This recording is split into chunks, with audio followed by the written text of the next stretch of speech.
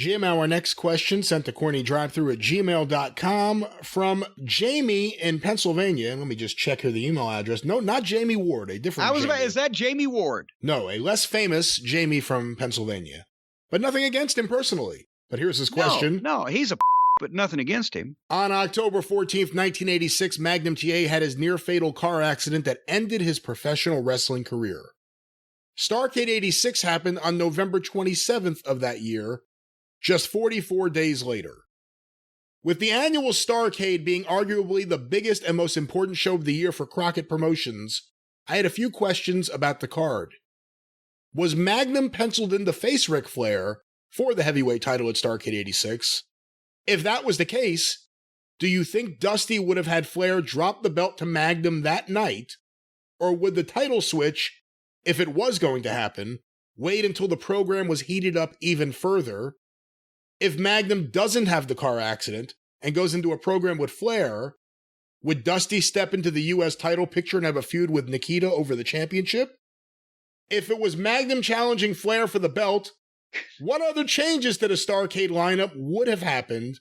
And lastly, if it was not supposed to be Magnum facing Flair at Starrcade for whatever reason, possibly one last big match with Nikita that night, who would have gotten the main event for the NWA World title? Is that all? Just 18 questions? That's all.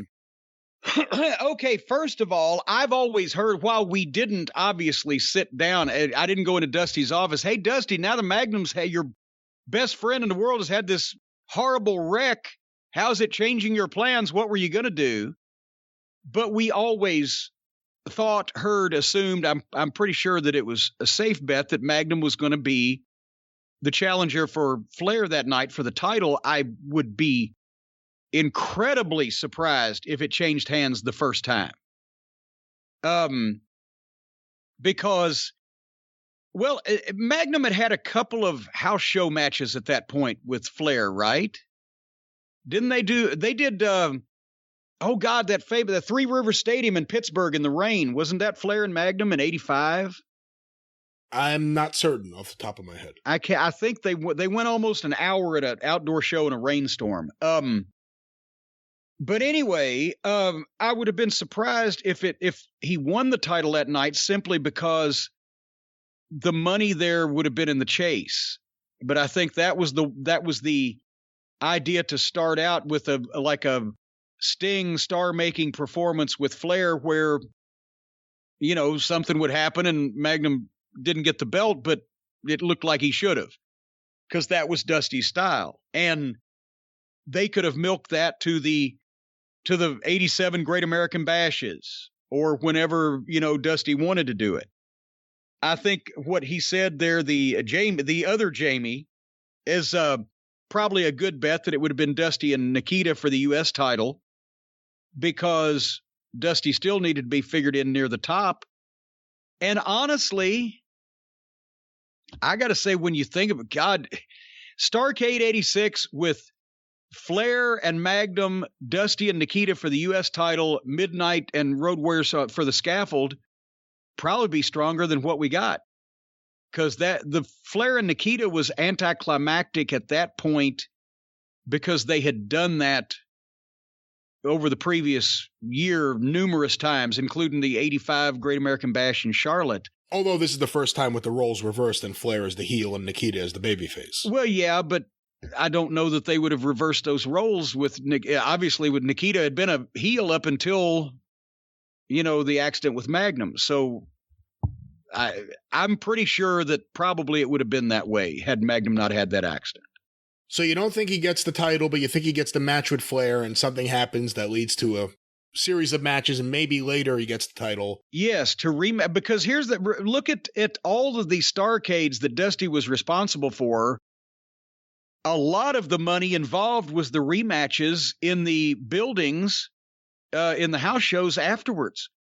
Because in those days before pay-per-view, it was closed circuit. So yes, Starrcade 86 between Atlanta and Greensboro had 30,000 people, and the closed circuit added another 30,000.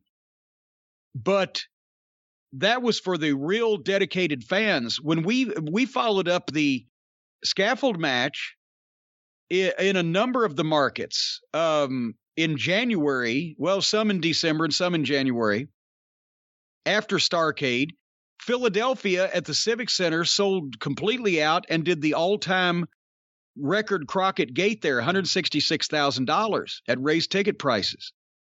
There was a variety of those. So, and the Flair Nikita rematches and etc. So it was almost like the post-WrestleMania tour, WrestleMania Revenge tour, where they used to go and give the people live in the arenas the matches that they had seen on the big show. Dusty was booking rematches for the different towns from Starrcade into January. And that would just been the start of Flair and Magnum in the Carolinas. My God, you would have had to beat the people away with fucking clubs. It would have been a lot hotter than, even though the turn with Nikita was a surprise and it got over, and everybody was obviously dumbfounded about what happened to Magnum. But if they'd actually gone through with Magnum and Flair at that point in time on top in all of those towns, the way Magnum had been protected and as fresh as a matchup it would have been one-on-one for the title in most of those places, they would have done sellouts till the summer in the Carolina towns and the core cities. This would have changed Starrcade. Tully Blanchard would need an opponent if Dusty was working with Nikita instead of Tully.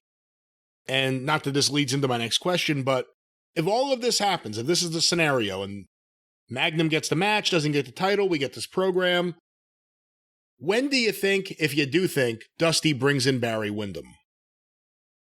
Oh, because, well, I don't know that he would have. Because BW came in, what, January, February of 87, not long after Magnum's accident? I think so. I mean, I remember him and Ron Garvin early 87, yeah. Because Dusty knew that even though Nikita was over, it wasn't the same kind of, he wasn't filling the same spot. Dusty needed his young babyface, perennial world title contender that he could put in that spot where he could always fucking challenge for the world title, didn't necessarily have to win it. A completely different babyface from Dusty, who was the working man's hero and kind of the hero for everybody. He needed that young. Nikita was a great character babyface, gimmick babyface. You wouldn't think that the Russian Nightmare should be a babyface. That's what made him a great gimmick babyface. But you need the young guy.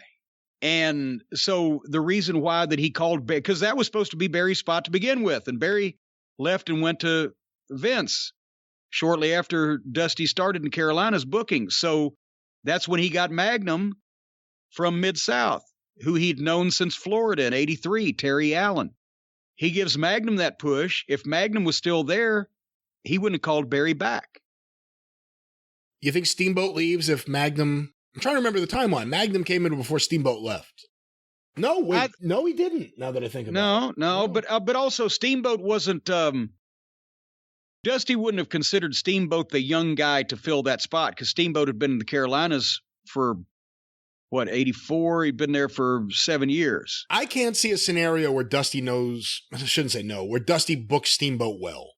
It wasn't that he didn't respect Steamboat's ability, but he wasn't one of Dusty's guys that Dusty brought in, and Dusty hadn't been there to see Steamboat's history in the Carolinas, and it wasn't his sports car, so he wasn't going to drive it all the time. That doesn't mean that it couldn't run. But anyway, that's the thing. You can never tell for sure what would have happened if so-and-so hadn't left and gone somewhere else, or if so-and-so hadn't got hurt and couldn't fill that spot or whatever. But that was the whole deal. The reason why Magnum had been there for the previous year and a half was to be built up as the future babyface NWA champion so that Dusty could move into the Babe Ruth role. And Barry, the matches between Windham and Flair were 5 times as good as the matches that would have been between Flair and Magnum, because Barry was, at that year, probably one of the best, if not the best in the business. but they didn't draw what Magnum and Flair would have drawn because they didn't have the year and a half build that had been suddenly yanked out from under the thing. So Magnum and Flair would have been probably the biggest money single program of 1987 if they'd have had it.